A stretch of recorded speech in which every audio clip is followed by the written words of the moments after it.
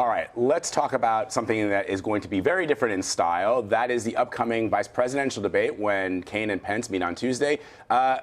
We are understanding that generally people don't vote for vice presidents, they vote for the president. But what kind of effect do you think that this debate will have? What kind of a debate do you think we'll see, Leslie? Well, a couple of different things. So going back for the last 9 VP presidential debates, going to 1976, they've had very minimal impact in terms of voter sentiment and moving it one way or the other.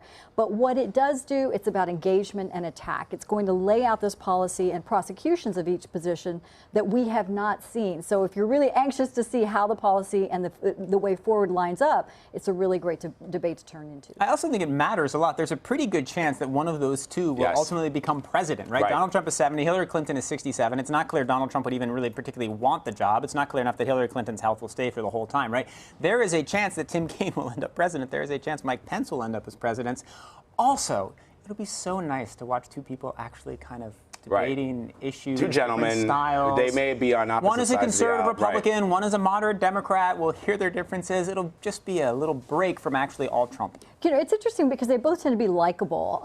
It's such a refreshing thing. I know. From the two presidential candidates, right? No doubt. They both are governors. This experience, they're both very likable in that sense, but they have to take this attack dog role. That is that part of their responsibility. And I believe they're going to learn from past VP debates to start strong and not lose that footing. So it will be certainly sparks flying on the substance of the issues from the very beginning. What's interesting about the vice presidential debates is that throughout history, in fact, when you ask most people to talk about the debate moments that they think about, generally they come from vice presidential debates, whether it's Lloyd Bentsen and Dan Quayle, or whether it's Sarah Palin saying, "Say it ain't so, Joe." Those are the moments that people tend to remember. The presidential debates, we all remember JFK and Nixon, for those of us who weren't there, that, there was a question of television and makeup and all the rest of it, and Ronald Reagan.